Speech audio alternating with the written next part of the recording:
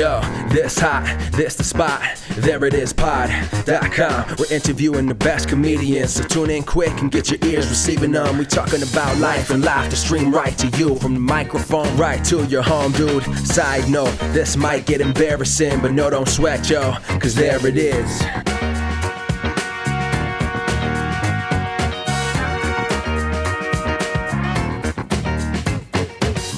Welcome to the There It Is podcast, a comedy podcast to help you find your inspiration.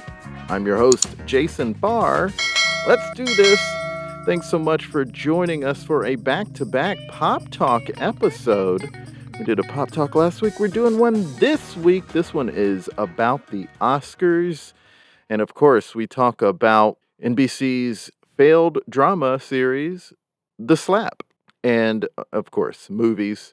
It's a fun chat. Why don't we just get right to it? Here's my chat with the Of the Show gang. Welcome back, Of the Show gang. Brother of the show, Trey. Hello. Best friend of the show, Rob. Hello. And girlfriend of the show, Justina, returns. Hello. Yeah. Well, thank you all for being here. We're going to talk about the Oscars, the wins, the snubs, what was good and what was not. Before we get into those topics, though, some shocking Hollywood news. Bruce Willis, a movie icon, is retiring much sooner than anyone would have expected due to being diagnosed with something called aphasia, which is something that can create serious cognitive issues. We don't know the specifics of his details. We just know that that's why he is stepping away from acting. Pretty shocking, pretty sad. We send him and his family all the love.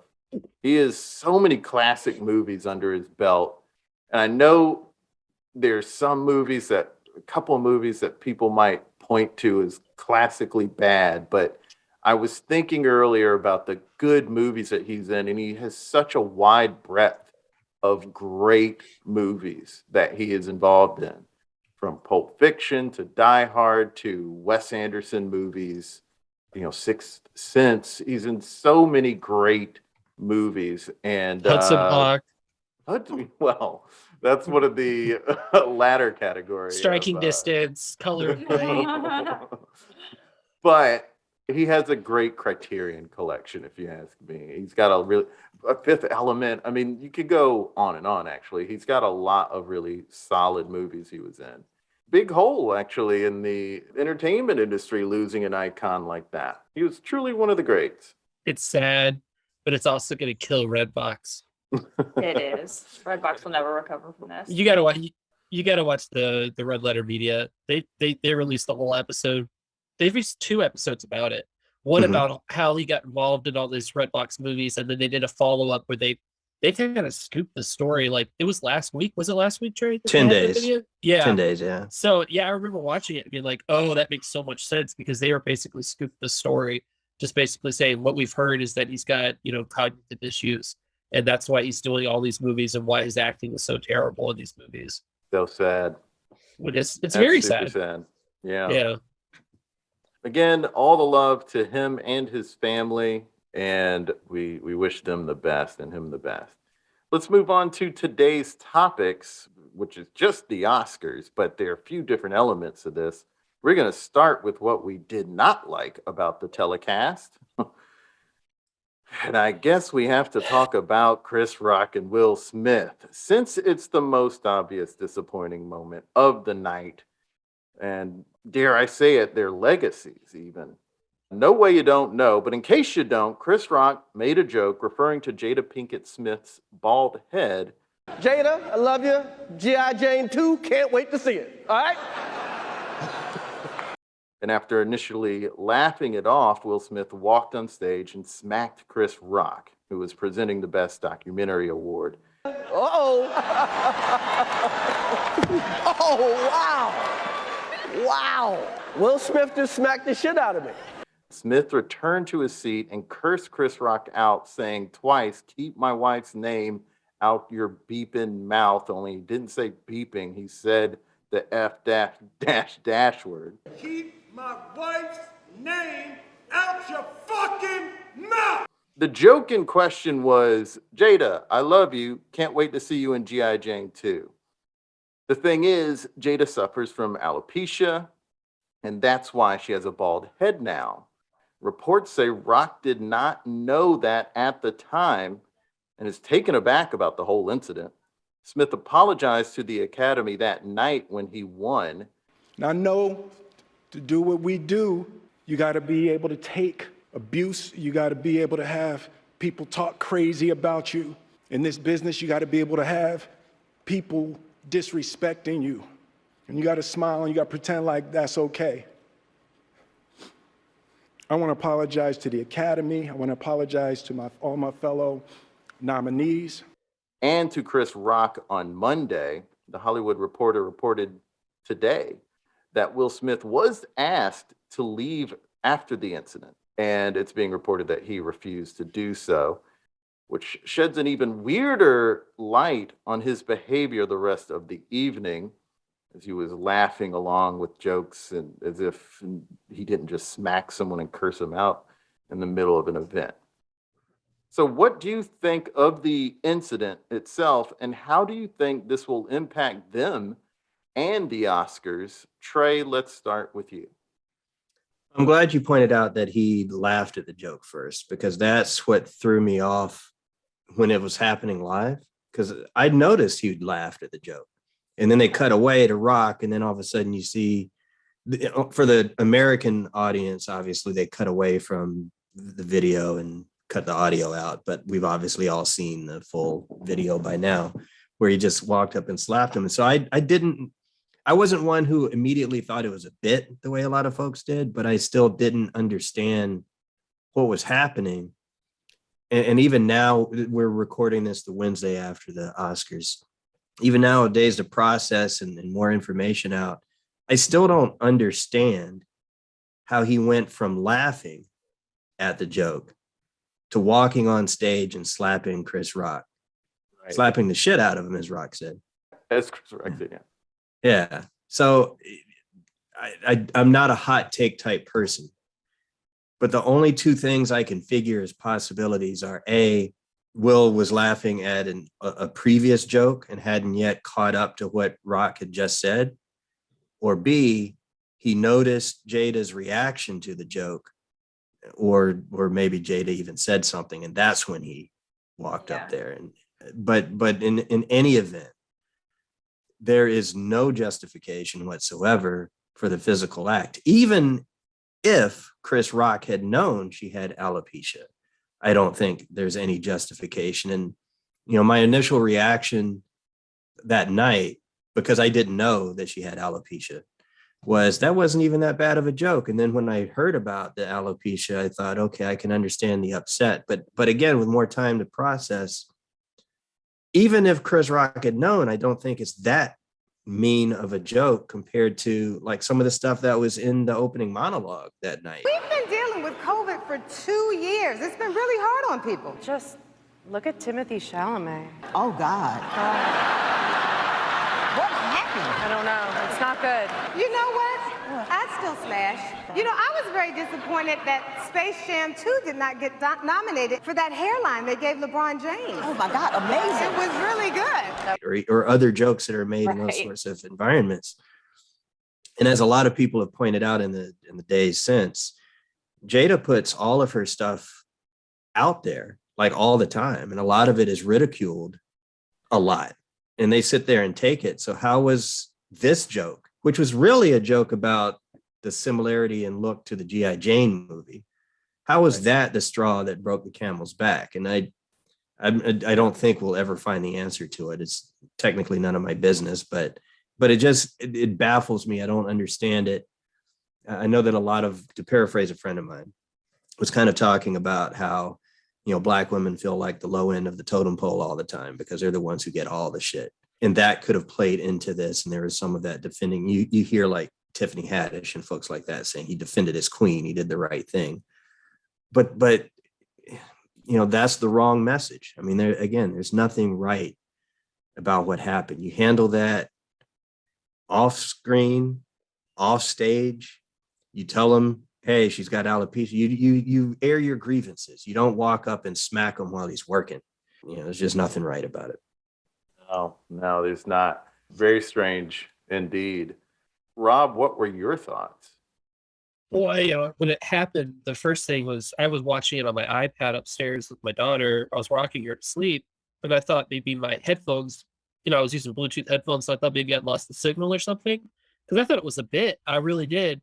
And I thought, oh, something's wrong with my headphones. And then my wife started texting me from downstairs. She's like, what's going on?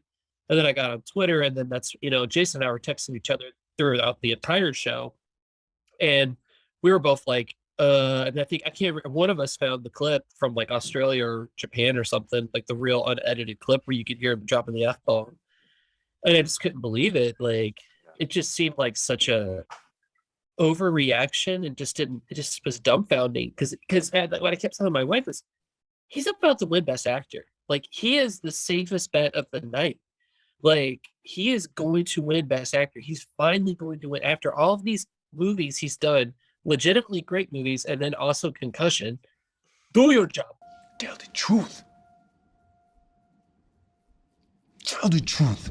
Sorry, but like, it's so frustrating. And I just keep thinking about if he had just taken a breath and thought he could have reworked his speech and actually had gone after Chris in a better way and smacked him with his words and his speech and been the bigger man if it really bothered him that much.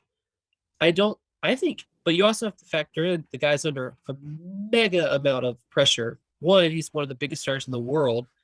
He's finally going to accomplish something he's set out to do for, at least 20 years, at least since he made Ali, right? I mean, 6 Degrees of Separation, he probably could have won something for, like it's fair to say. So, I mean, he's wanted this for so long, and he's on the precipice of getting it. And he's the fourth? Fifth, yeah. Yeah, fifth, yeah, because I keep on forgetting about Forrest Whitaker. But you know what I mean? Like, and so there's 94 Oscars, and he's going to be the fifth one. So, I mean, that's a lot of pressure. I mean, I can imagine. And everyone's talked about how perfect he was the entire Oscar season in his campaign and how well he ran it. I don't know. I mean, he's not a brain surgeon, but there has to be a certain level of difficulty in that lifestyle. He just broke. That's the only thing I can think. And it's so sad to see someone so beloved break like that, but yet we're all human. So, it's interesting to see what the response will be. It is disappointing to hear that they did ask him to leave and he didn't leave. That's the only part that kind of bothers me. I don't know what I would have done in that situation. Well, I know what my wife would have not let me say. So she would not be cool. She would not feel, she would have been mortified if I had done that. So I don't think I would. That was my thing. He embarrassed her.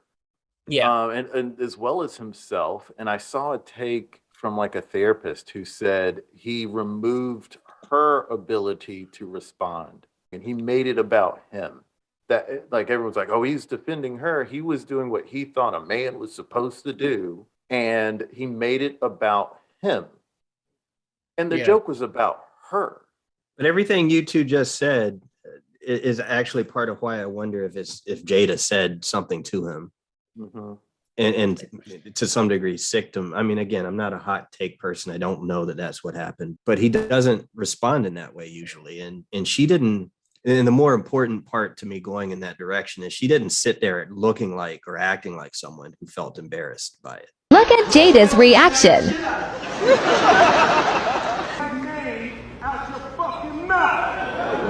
Wow, dude. Yeah, that was the greatest night in the history of television. Yeah. She seemed more pleased, if anything. Yes. And I did listen to something talking about how, like, and I forgot about this, but like when there was the Oscars So White year and Jada decided not to go, and Chris went pretty hard at her about it too. Sharpton got mad, and Jada went mad, and Will went mad. Everybody went mad, Jada boycotting the Oscars is like me boycotting Rihanna's panties. I wasn't invited. Oh, that's not an invitation I would turn down. Jada's mad. Her man, Will, was not nominated for Concussion. I get it. Tell the truth. I get it. She said it's not fair that Will was this good and didn't get nominated. It's also not fair that Will was paid $20 million for Wild Wild West. I didn't feel like that was so hard. He went hard at her. She might have. She might have thought it. I mean, he went after her. So I wonder but I wonder, he singled her out, and so I wonder if there was some type of hidden animosity and like, like they don't like him.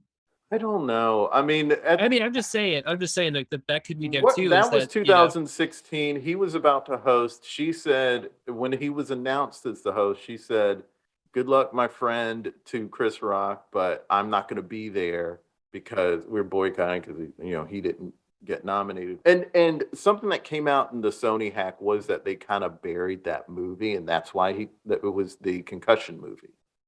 And another weird wrinkle in this is that also something that came out in the Sony hack was the fact that a couple of execs said some mean things about their kids, and Will's response at the time was to laugh it off. He said, "Oh, everybody disses my kids. That's just the business." And he just laughed it off. So it's so strange that he took this opportunity to do something like that when he had the presence of mind to have a more magnanimous response when they said something about his kids. So that was really strange. But when it comes to the concussion thing, I feel like all Chris Rock said was, "Well, how can you say you're not coming when you weren't invited?" That's like me and saying I boycott Rihanna's panties. Like, I'm not invited. I don't know. I agree with you. Yeah. I just don't know how Jada is with that kind of stuff. Right. That's fair.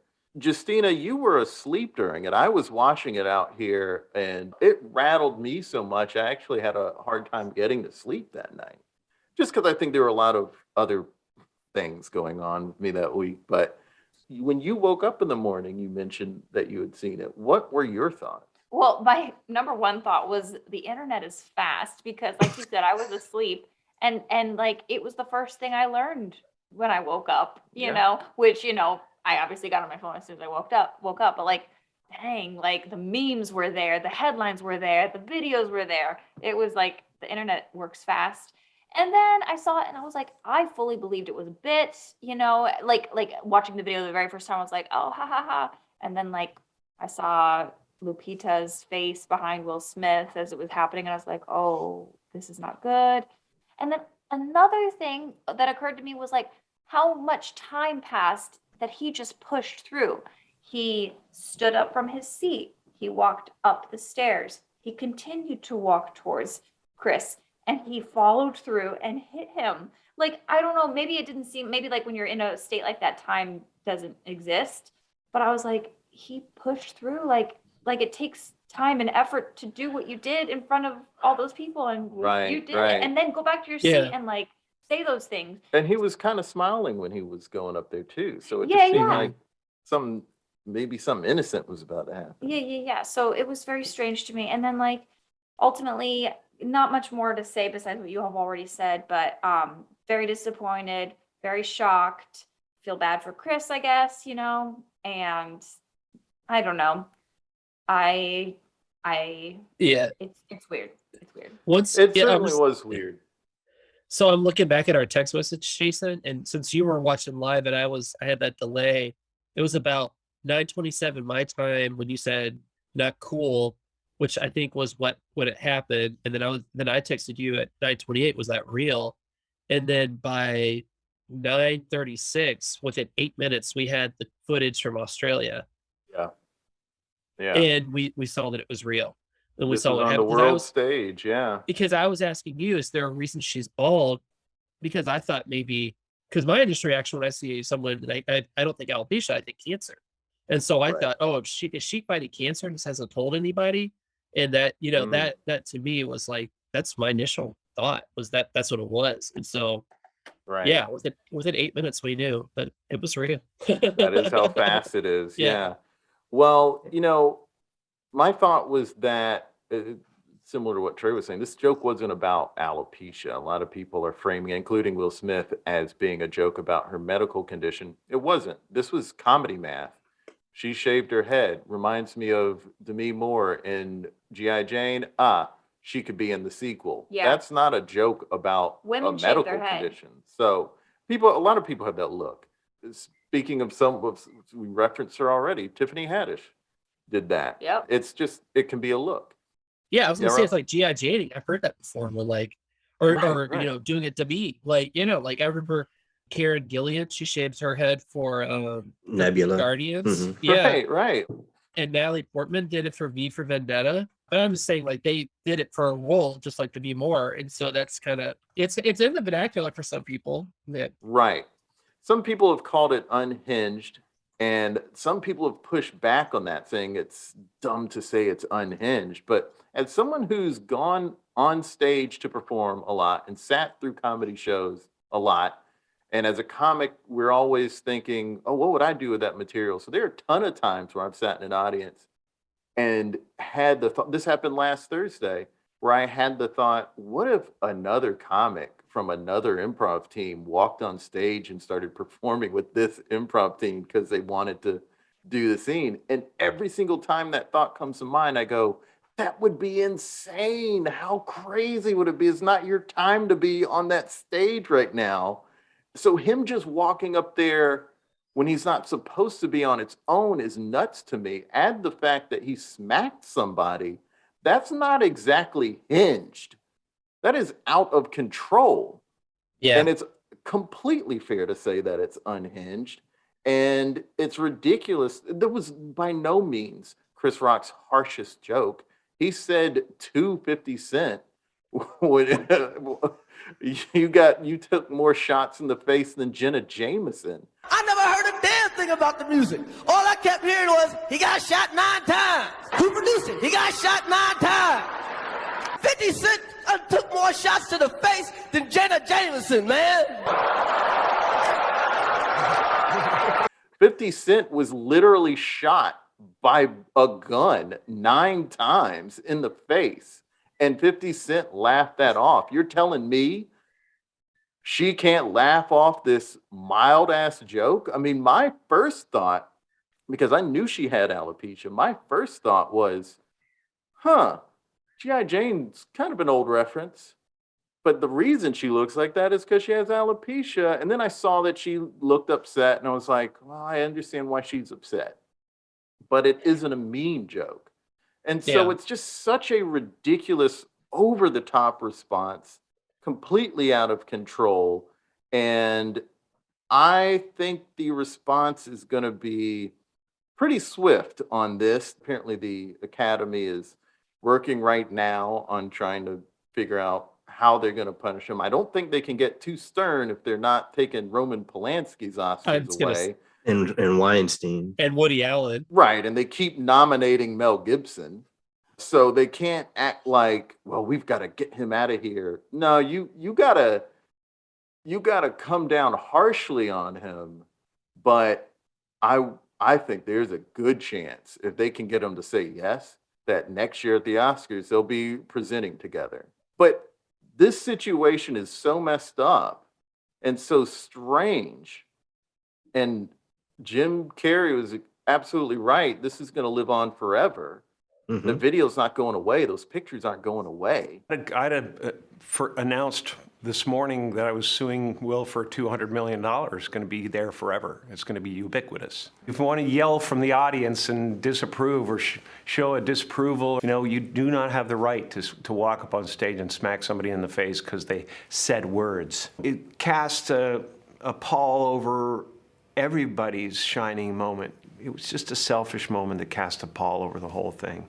I think it's going to be pretty hard to live it down unless they do some united front and just keep doing stuff together. Because, Chris Rock's going to have to go on Red Table Talk, and they're going to have to do some stuff together. It's not going to happen, but I'm just saying.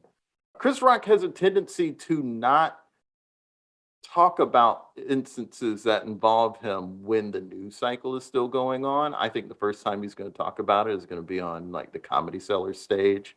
He's going to do a surprise visit. He's going to make some jokes. He's probably going to either he's going to do it on a Comedy Cellar stage, or if they have him present next year at the Oscars, he's going to be like, I should have made a joke about Benedict Cumberbatch.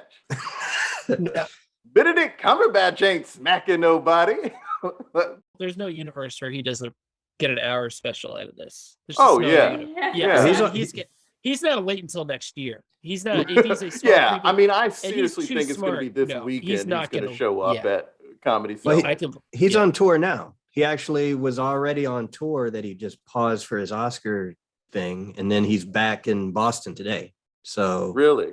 yeah, We're gonna be hearing so it's some stuff, already, I and guess, they said they sold, what was it? They sold more tickets in the 24 hours after the smack than they had in, I forget the time frame they said, but Oh, I'm like the sure. last month Right. combined or something He's- crazy like that. How was your weekend? I don't have like a bunch about what happened. I had like a whole show I wrote before this weekend.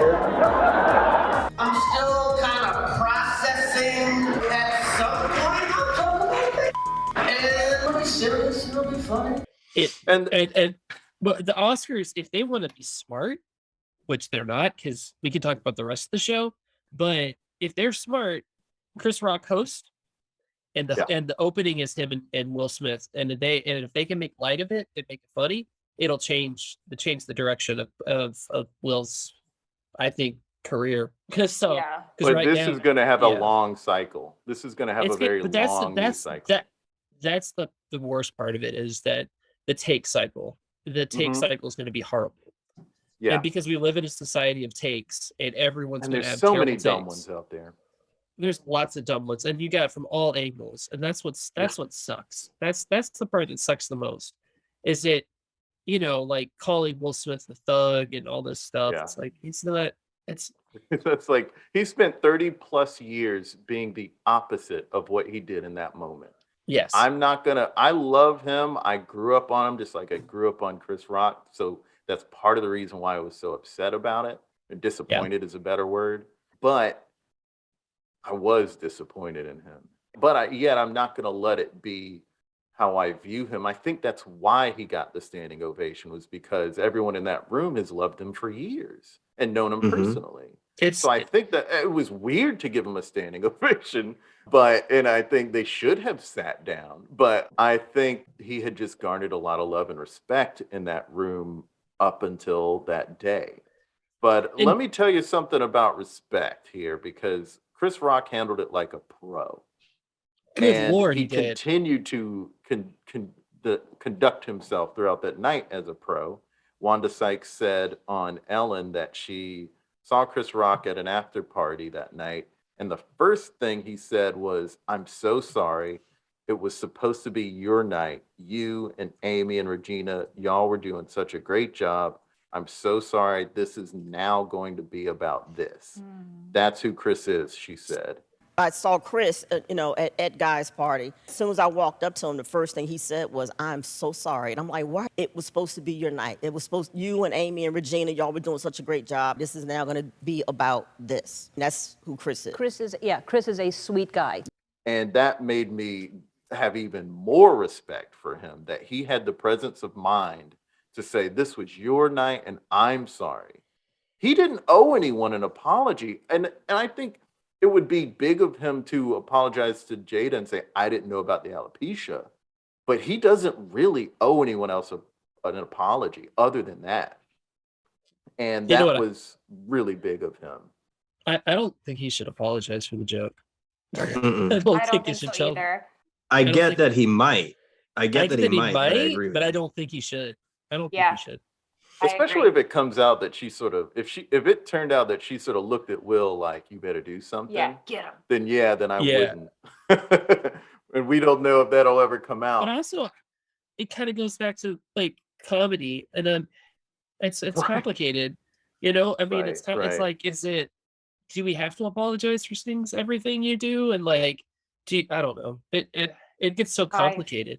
Yeah. It is. I hate it. I hate how complicated it is now to make a funny joke. Mhm. Like, gosh, what a buzzkill. Yeah, I would suspect that if Chris Rock had known, he wouldn't have made the joke, or he would have run it by her first. But Yeah. He didn't run it by anybody. But I mean, if he might have thought to do that if he had come up whenever he came up with a joke, maybe he would have had the time to do it. But otherwise, he wouldn't have done it. I suspect. But like we're all saying, I just don't think it's the kind of joke that requires, unless they're like close friends or something, and he didn't know he was going to offend her. I don't think it's the kind of joke to do some sort of apology for. That's fair. Yeah. And I don't get the need to. I don't understand the takes that are acting like what he did was so wrong. And literally, he said, Jada, I love you. Can't wait to see you in G.I. Jane 2. How is that so offensive? It's just, I understand why she was upset or however she felt, because it's what she's going through. And that's where I could see like it being reasonable to apologize to her. I don't understand her point of view at all. She has owned her baldness so loudly on her show and in interviews and all these things. And if you don't want people to know about alopecia and you're a billionaire, they don't have to know about it. Yeah. And so her like so loudly owning this so frequently for so long prior to the Oscars, and then all of a sudden my minor pushback on that, Justina, is there are some things where like maybe I can make light of something, but you'd better not make light of it, because maybe that's how I'm processing, that's how I'm dealing with this thing I'm going through. And she didn't get to control that, and it came in so swiftly. Right. She didn't expect it. I don't. That's where I can get her being a little offended or hurt by it. But I mean, I don't know. Sometimes the mothers give their daughters a hard time, fathers give their sons a hard time, so maybe women give women a harder time. Yeah. And no, I don't think there's anything wrong with your take. I mean, it's life is complicated.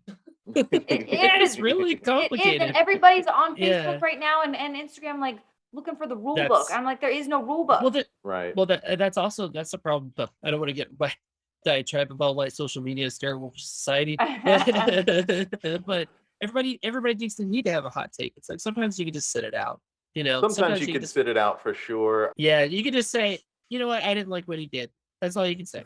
That's all Or keep it to yourself. Yeah, to sum it up. Yeah, exactly. Or you could just think that thought and not say anything. I hate to take that the trauma that women go through when their hair is like, okay, he was violently bullied. Chris Rock was violently bullied throughout grade school, even in high school. Had some real bad experiences with getting beat. Now he has to see those pictures from every angle of him getting hit and looking like he's in pain. Are we going to talk about that trauma? No, we're not. Then take every fucking seat. Not to mention, Chris Rock has been very public about his nonverbal learning disorder. Hard for him to understand nonverbal signals. How when he saw an angry Will Smith charging towards him, and instead of moving out of the way, he put both his hands behind his back, smiled, and said, uh-oh. Yeah, and also Chris Rock, like, he overcame smoking crack. He was working for Nino Brown, and... You a high motherfucker! What, you 5-0? Oh shit, his cover's blown. You gotta go, get your gear. Judd Nelson and Ice-T didn't get there in time. Take this boy outside and kill him 3 times and blow the building. Scotty, help me, I'm gonna die. And he died. But somebody only came back to life. I don't understand that, but... That's a lot. Pookie died, okay? Pookie died. He tried so hard to get off that rock, but he got back on it. He never got that one rib either. May I help you, sir? How much for an order of ribs? $2.50. So I guess that's about 50 cents a rib, huh? Yeah. Let me get one. Right on. One order. One order ribs. No. One rib. One rib. I sure am hungry. Make that one rib to go. What else? You got any soda? $1. All right, fuck the cup. Pour it in my hand for a dime. You got change for 100? Look, you greasy-headed Jerry Curl Wan. Pay me and get the hell out of my store. You got change for 100? I will say, as much I agree with you, Rob, about how bad social media can be, but the meme game is strong. It is strong. Jason had a good. I gave Jason kind of a kernel of an idea, and he really went with it. He texted it to me. Did you post it anywhere, Jason? Yeah, I posted it. He put it on Twitter. Yeah, it was good. Yeah, I put it. It's like a thread on my Twitter. Okay, so enhanced version shall have it too. I tried to make one. I need a better thing, but I tried to make one of just a picture of Will Smith, and it said, "When my son calls my wife by her first name." I also loved one where it's the. So I agree that all of us agree, obviously, about how bad the smack is and how it can be traumatizing for Rock. But there's something, because of the expression in the still frame of the post smack, there's something that almost looks comical about it. And then you put the meme that was my favorite so far is someone put the "Everybody Hates Chris" logo up above that. Yeah, I'm sure Chris even had to laugh at that. He actually, when you watched the unedited one, he laughed and said it was a G.I. Jane joke. He was so. Listen, I want to get to how great the actual hosts that were that night, but talk about handling it like a pro. Because first going, wow, Will Smith smacked the shit out of me was hilarious. And then saying, dude, it was a G.I. Jane joke. And then he said again, keep my wife's name out of your mouth. He goes, I'm going to. Yeah. Like so funny. And then when he announced that Summer of Soul one, he said, he started naming the names. He goes, Questlove and 4 other white dudes. So we are here to give a documentary out, to give an Oscar out for Best Documentary. They make you, when you watch one, you feel smart, like you read a book or something. But all you really did was get high and watch Netflix. And the winner is Summer of Soul. When the revolution could not be televised, Amir Thompson and 4 white guys. But you know, the thing that sucked about that was it was not 4 white dudes. It was not 4 white 3 dudes. white dudes. And an Indian guy. Yeah. And that kind of sucked. Like, because I was listening to a podcast and like these guys were friends with, they were really disappointed that he ruined that Will Smith ruined that award, because that's such a good documentary. For sure. And, it's a great documentary. And the fact what they did on that documentary is pretty amazing. And like get all that footage, all the work they did, and restore it the way they did. Yeah.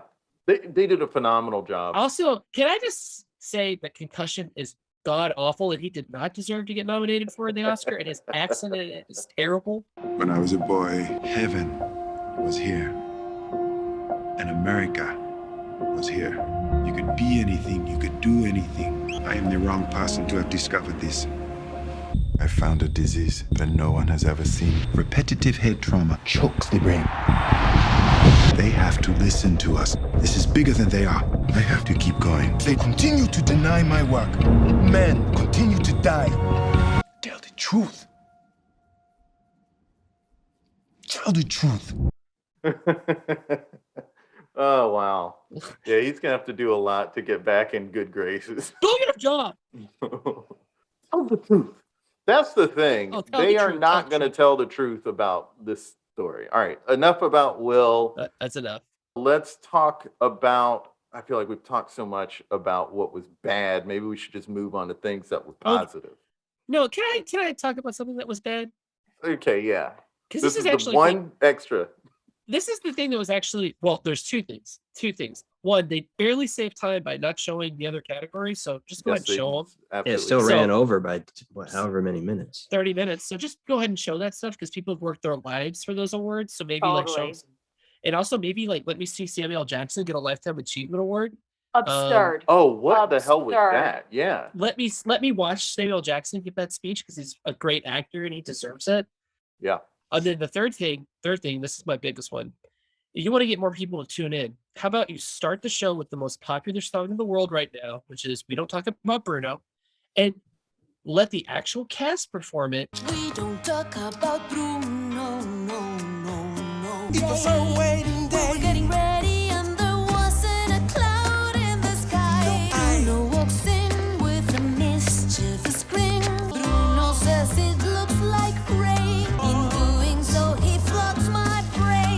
the umbrella. We don't talk about Bruno, no, no, no. And don't have Megan Thee Stallion do an Oscar-themed rap during it.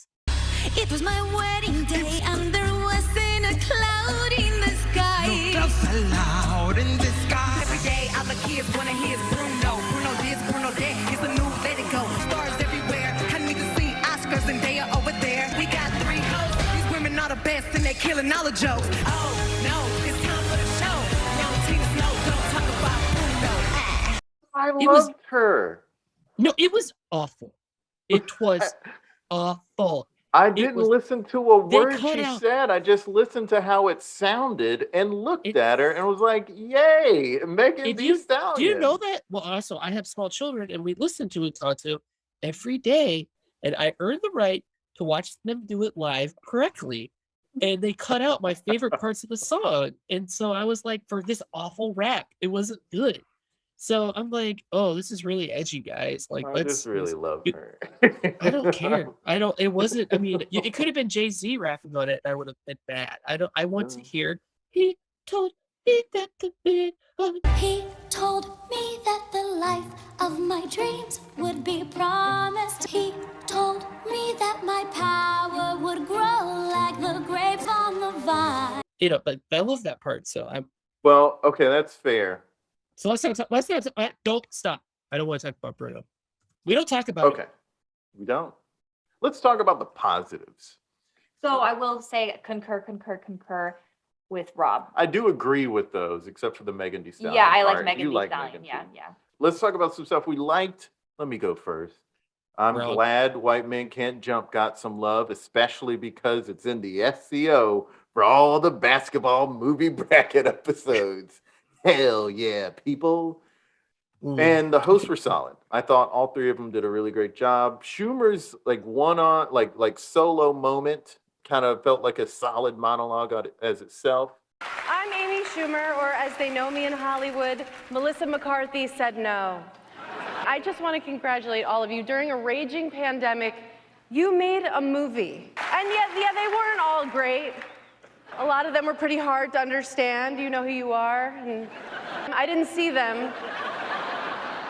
But I have a toddler, so I just watched Encanto. After years of Hollywood ignoring women's stories, we finally got a movie about the incredible Williams sisters' dad. We're honoring a lot of couples here tonight, actually. Penelope and Javier Bardem, and Maggie and Jake Gyllenhaal. Her coming out after the slap and Oh, she did great. She had a killer joke there. I've been getting out of that Spider-Man costume. Did I miss anything? There's like a different vibe in here. I thought it was cool to see Wanda get her own moment. I'm sure you will recognize this famous Oscar gown worn by Little Richard. Cher when she presented at the Oscars but didn't receive a nomination. This is what you wear when you break up with Oscar. This is like the ultimate revenge gown. You could have had this. You could have had all this. And I liked Regina's COVID bit. As you know, everyone here has been tested for COVID. Some of the test results have gotten lost. Before we go on with the show, we just have to do some quick emergency testing backstage. So when I call your name, I'm just gonna need you to come with me. I'm gonna start with Bradley Cooper, Timothy Chalamet,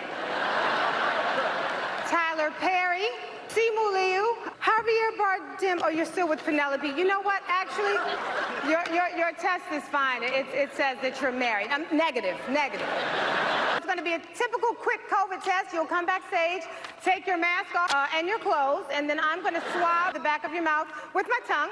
And we're just going to do some other freaky stuff, which I will record for Academy protocol. I hated Wanda's advertisement for the Oscars museum.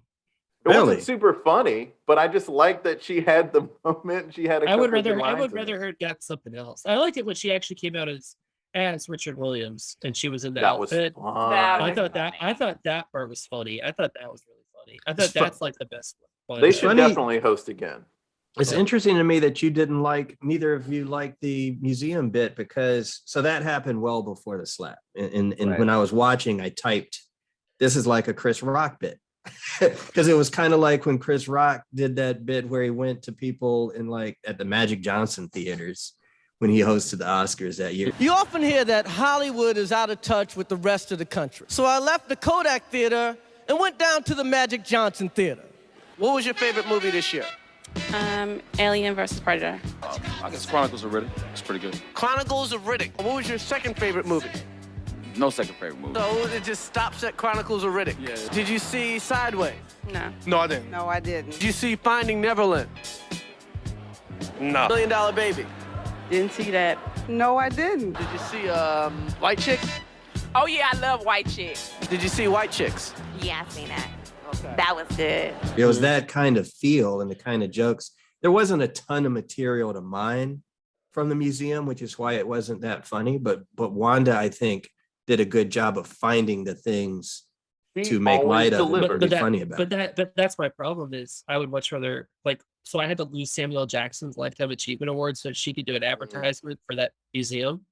That's what Such a good point. Yeah. Yeah. Totally, so that's why I totally. didn't really like it. Yes, That's I didn't yeah. think of it in that Budgeting context. time. That's a Yeah. good point. Yeah. Very good So, point. Yeah. Mm-hmm. Well, Rob, was there anything you did like?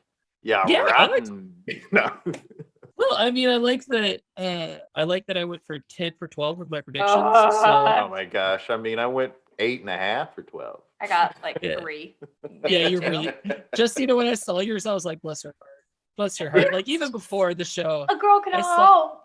Yeah, I'm like, Jesse Plemons? Like no one thought Jesse Plemons, like of the cast. Cody was the one that might win, but it was, a lot of that stuff was, and that's the problem with the Oscars. A lot of that stuff's kind of like, if you like, as soon as the only one I missed was I thought that Maggie Gyllenhaal was going to win Best Adapted, but the director of Coda won that, but she wasn't nominated for director. And I should have thought of that. Like a lot of times they'll give the best director to somebody else sometimes, but if they wrote the script, a lot of times they'll win that one. Or like in the case of like Jordan Peele, like he won for Get Out for the script, but he didn't win for director and the film didn't win because they like fish fucking. So, but no, I thought, obviously my highlight of the night was when Troy won supporting actor. I thought that was a beautiful moment. Troy Kotzer. This is the first Oscar and nomination for Troy Kotzer, second deaf actor to win.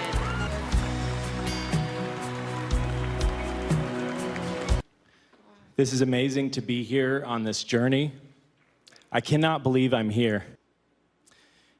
It's really amazing that our film Coda has reached out worldwide. We met our president, Joe, and Dr. Jill. Planning on teaching them some dirty sign language, but Marlee Matlin told me to behave myself. Don't worry, Marlee, I won't drop any F-bombs in my speech today. Oh, I thought that was very nice. Yeah. And I can't remember the lady from Minari's name, the actress who gave him. Yes, but I thought she she did loved him. such a good job with that. And like, it was just a really beautiful moment between the two of them. And like, it was kind of like one of those where it's like, this is where like Oscars can transcend the world because you've got, an older Korean actress who actually won an Oscar for a movie that she only spoke Korean in. and then now you have a deaf man win the award. And and he well deserved it. So I mean, I thought that was a really uplifting moment. I thought, even though I didn't really like the song and I didn't think it deserved the Oscar, I thought that Billie Eilish and Phineas did a really great job. Was I stupid to love you? Was it obvious to everybody else? I let it burn. You're no longer my concern. Fool me once, fool me twice. Are you dead the paradise? There's just no time to die. There's just no time to die. They did. I don't think it deserved the Oscar. No, I thought Love 'em. Lin-Manuel should have gotten it. Ay, oruguitas, no se aguanten más. Vienen crisálidas, hay que partir y construir sus dos oruguitas desorientadas. Solo falta hacer lo necesario en el mundo que sigue cambiando. Hay mariposas, no se aguanten más, ya son milagros, rompiendo salidas, su propio futuro. I agree. And I I really liked, actually, I know it was kind of hard to watch, but I just really liked how sweet and kind and what, like, she seems like Lady Gaga seems like such a wonderful human being. They love you. Oh, yes, but now what am I don't understand. I got it. You know how I love working with legends. Oh, my baby. She's celebrating the 50th anniversary of Cabaret. Throughout the night, we've seen highlights of the 10 nominated for Best Picture. We're going to tell see you who the nominees are right now. Oh, good. I got you. Welcome and bienvenue, welcome. Hi, everybody. Are you excited to announce Best Picture? Oh, yeah. And Oh, the yeah. Oscar goes to Coda. And she What was a so sweet moment. Yeah. and she was so wonder. I mean, Liza Minnelli probably should not have been out there, but It was kind of I sad. thought Lady Gaga handled it so well, but yeah. it felt a little ghoulish, but like she did such a Yeah. good job. And like she felt Saying like I really got your sincere. back like that was Yeah, so I thought sweet. that was so nice. And like, but she didn't, yeah, I mean they could have easily just cut her off, but she was just really good in that moment.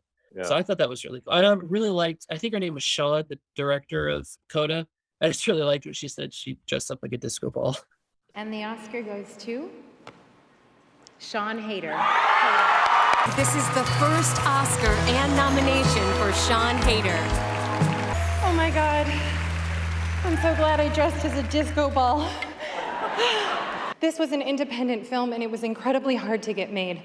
So I want to thank my team and my kids, Nico and Milo. I love you guys so much. I love you forever. And Heather! And Heather! Yeah. I thought that was great. I will say, just for point of reference, that none of us correctly picked original song, but it was Trey's dark horse, and none of us correctly picked adapted screenplay, but it was my dark horse. For purposes of when I was tracking everyone's wins, even before we got to the song, I counted Dark Horse as being correct. I didn't count it as like a half. So I gave you a full on. No. Jason, You the own 9 it. and 3. No, the whole bull. I did it at Dark Horse the entire time, but I picked a winner because that's what you do. That's You true. pick the Rob was winner. the only one to pick original screenplay. Belfast should not have won. And No, I should not have, but I for knew it was original going to. screenplay. Right. And you Yeah. picked Coda to win Best Picture because you were saying the Academy hates Netflix, but Coda's an Apple TV Plus thing. But see, the thing is that Apple bought that movie at Sundance. Netflix makes true. movies. People Mhm. hate Netflix. Hollywood hates Netflix because they monopolize all these stars, and they monopolize stars, and they're trying to buy an Oscar, and they still can't do it. So I'm not saying that the take is wrong because that is probably their attitude, but I am going to say it's a dumb attitude because they buy Oscars too. So they're full of fucking shit. They are, but well, but they buy Oscars, and they put the movies in theaters. True. So yeah. Which that's the problem. Netflix does just enough to qualify. Exactly. It's weird that they are holding a grudge like that. It makes it Yeah. super bizarre.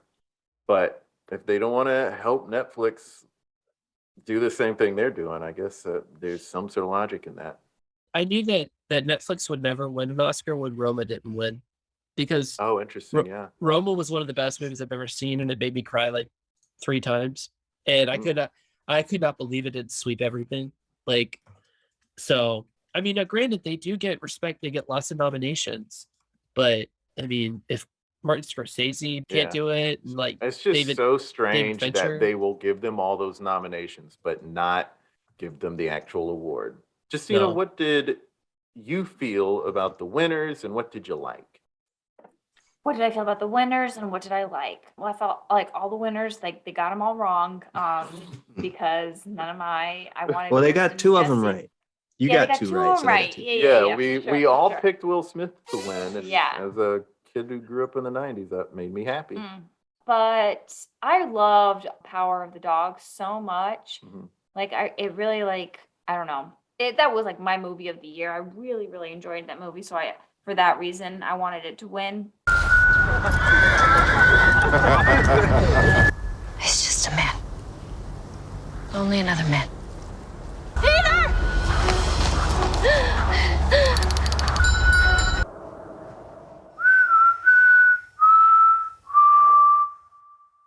But all the other winners made sense, and I really enjoyed the Coda supporting actors acceptance speech. That was so nice. And West Side Story supporting actress. What was her name? Ariana DeBose. Yeah, I was happy about that. I thought she was like great. deserved that. You know what? Now you see why that Anita says, I want to be in America. Even in this weary world that we live in, dreams do come true. And I am the most privileged and grateful to have spent it with all of you.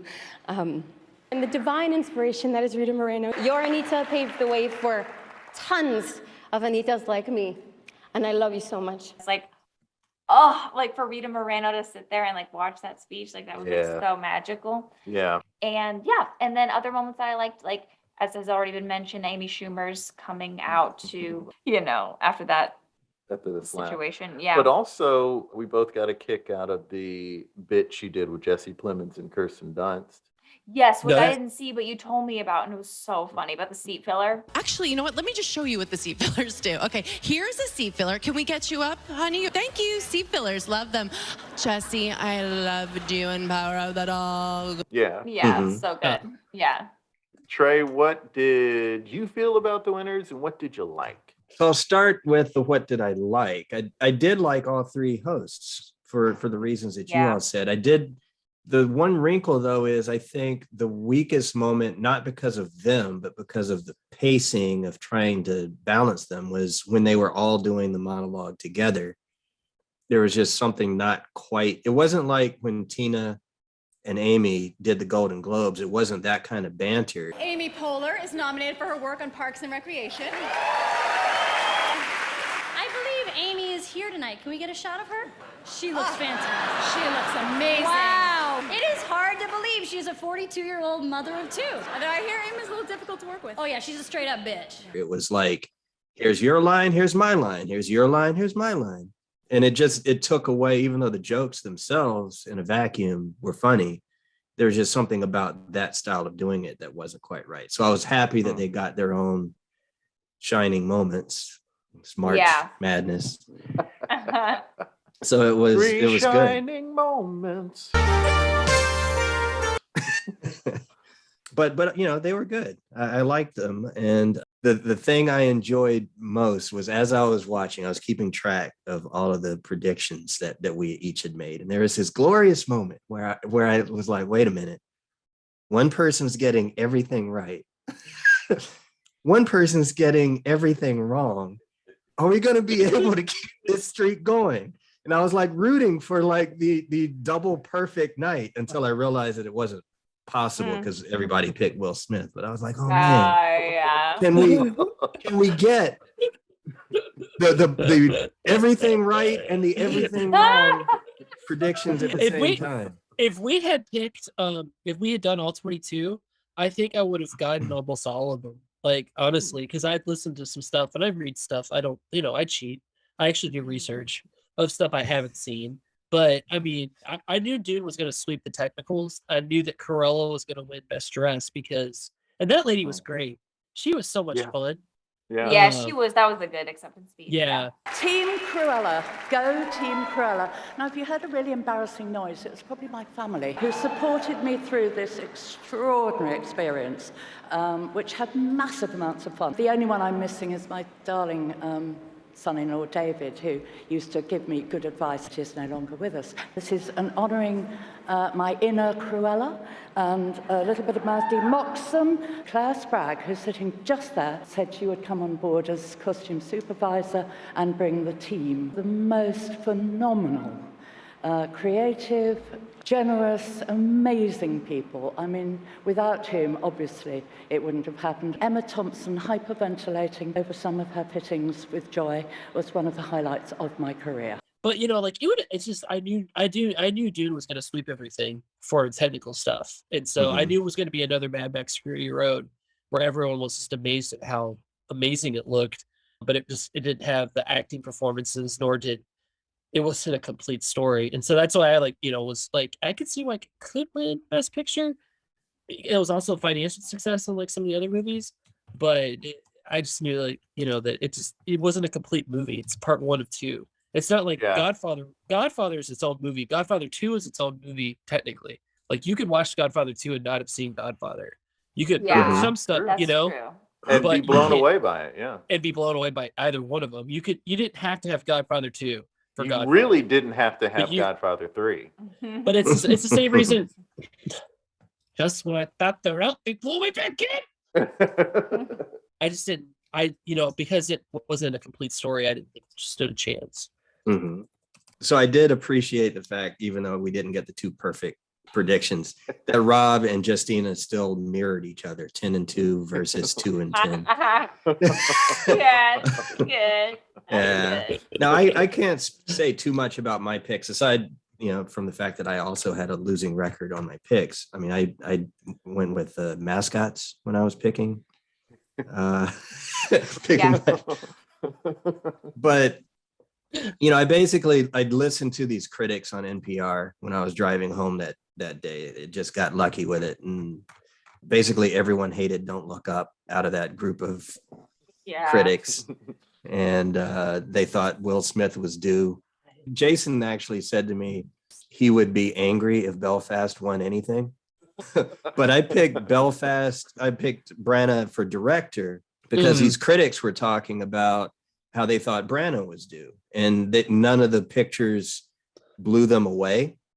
And so often in Oscars, when something like that happens, then it goes to the person they dislike the least, or in this case, Right. maybe like as a most person the prestige. most. Yeah. Mhm. Yeah. And so that's why I thought that Branagh was going to win director. But to Rob, I think Rob's the one who made the point earlier. They gave it to him for the writing, probably for that exact reason. Yeah, that's why I If picked they were him. going to give it to someone other than Jane Campion, it should have been Steven Spielberg. My 2 cents. Well, oh, you're talking about for director. Okay, but like Right. I knew that Campion's gonna win Best Director because she's won all the Best Director awards. So and she won the DGA and stuff. So I kind of figured Right. that was gonna happen. But I was conflicted on whether she would win adapted screenplay or if Maggie would win, because Maggie was getting Gyllenhaal was getting a lot of press, and it seemed like maybe that was, that was her first film she directed. It was actually a really good movie, extremely depressing, but it was good. And so I thought she was going to win, but I didn't account for Coda. And I forgot that Coda was actually adapted from another movie, a foreign language movie. And so I should have picked that if I had thought about it. But I was really thinking, well, it should go to Jane Campion, but then no, they're going to get her they're going to give her Best Director. And so I didn't. I felt bad about that one. Yeah. I like Kenneth Branagh. I just was sort of so okay with Belfast. I Yeah. was so abundantly okay with Belfast. And there's something in that towards the end that they did that was so out of they put something in out of convenience so they could do something kind of is ultimately kind of corny at the end. And I thought, if they're going to nominate this for Best Picture when it has this sort of thing in it, then they need to stop not giving stuff to movies like Spider-Man No Way Home or stuff you don't really have a leg to stand on, because it was still sort of like schlocky in moments. I really am surprised it was even nominated. Have you watched the honest trailer yet for No Way Home? No. Oh yeah, I watched it I wanted earlier. to see it. Does it not ruin the didn't get movie?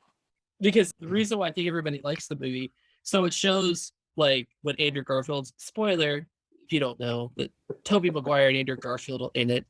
So when Andrew Garfield is revealed, they showed him and everyone's clapping and stuff, and then they showed it how you're gonna watch it at home, and it's just the scene. and there's no noise in the crowd. So this is the scene.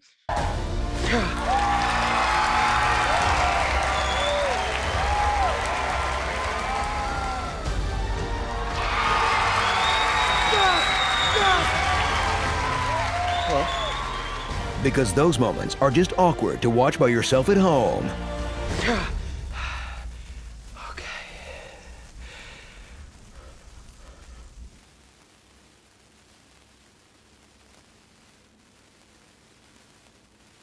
Hello.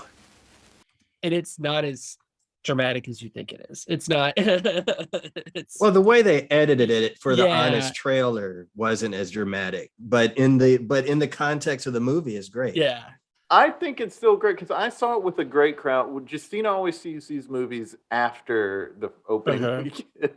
So I saw Endgame with an amazing crowd and then saw it with like a real tepid crowd that didn't even seem to understand Avengers movies. And it was the same with No Way Home. I saw it with a great crowd. Then I saw it with a crowd that was like, huh? About everything. Or And had it already was seen it. still But enjoyable. you saw it with a good crowd. It's the same reason why when I watch in-game scenes. Yeah, but when their literal point is when you watch it at home, it won't be good. So, like in that scenario, Well, they no, still there- saw no. it with a good crowd in the theater. if you watched it at home and hadn't seen it in the theater, it wouldn't be the same impact. That's It's what literally true for anything. Yeah, because it's not Yeah. because you don't have the noise, but it's not like it was bad. I mean, it's still No, a it great wasn't scene that bad. you're excited about. No, but it's just not. It's not best picture scene. I'm sorry. Okay, But we're talking. well, I'm not saying it Yeah. really should have been nominated for Best Picture. I'm No, it saying should have if been. you're going to nominate Belfast, then No, you can't act like yeah. well, No Way Yeah. Home has no No Way need Home. to be in I this. mean, if it had been a little bit better, I think you nominate it. But I think Endgame. I think Endgame should have been Well, nominated. that's what I was just because- about to say. Yeah, but that's No Way where- Home that's- is a placeholder. I'm not saying literally No Way. Yeah. Like, don't hold me to No Way Home. Yeah, I'm just yeah, saying yeah. like Endgame or Dark Knight. I'm just Oh. saying, just we can't do that anymore. So Jason just said The Dark Knight. I think that movie and Captain America: The Winter Soldier. I think if it were not a superhero movie, you could still do the movie as it was scripted for the most part. Just change a couple of things here and there, and it would have been nominated. Both of those movies would have been nominated just because it wasn't a superhero in there. Possibly. Yeah, I think The Dark Knight definitely should have been nominated.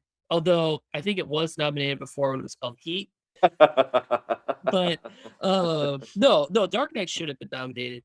And Endgame, because if you look at like Return of the King, I think Return of the King and Endgame are very comparable. Like just amazing feat, unbelievable how they gave every character their moment, stuff like that. I really think that Endgame should have been recognized. I think you could have let me just say this much. No Way Home is way better than Don't Look Up. And Don't Look Up has some of the greatest actors of all time in it. And it's a load of bull. And I'm as liberal as they come. And I thought I was like, I think I want to vote for, well, no, not like Trump. I would never do that because I'm not a sociopath. But maybe Liz Cheney. I don't know. No, that's terrible too. I don't. God damn it, Adam McKay, you're making me vote for Republicans. They made me root for climate change. Well, is there a martini shot to take on the Oscars? I think we've addressed everything. And I thought it was, aside from the obvious weird stuff, there were some really special moments. Was happy for Questlove. Yeah. Mm-hmm. And he's getting a lot of love this week, and that was really cool. Any final thoughts? Well, I guess there's one that I meant to bring up when we were talking about Will Smith, and I guess I'll make it my parting shot. Throw back to the sports reporters, my parting shot. In Will Smith's acceptance speech, he compared himself to Richard Williams and how he was defending his women and all the defending and blah, blah, blah. So the day after the Oscars, the real Richard Williams spoke out through his son. Richard Williams had a stroke, so his son is his spokesperson. So he said, "We don't know all the details of what happened, but we don't condone anyone hitting anyone else unless it's in self-defense." Don't hit people. It's not that hard. That's the take. Mm-hmm. And there it is. Thanks so much for being here, Of the Show Gang. Thanks for having us.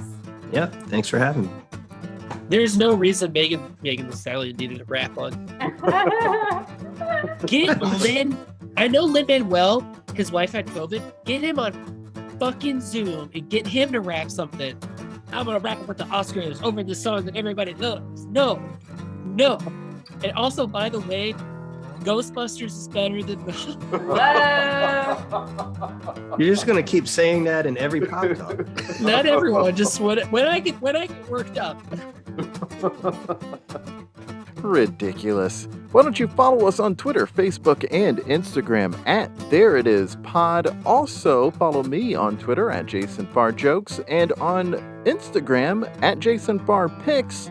And also go to thereitispod.com for newsletter and support info. Until next time, be good to each other. The music for the theme song was created by Neil Brooks. The rap was written and performed by Nick Acevedo. The logo for There It Is was created by Jeff Prater. The There It Is podcast is produced by Jason Farr.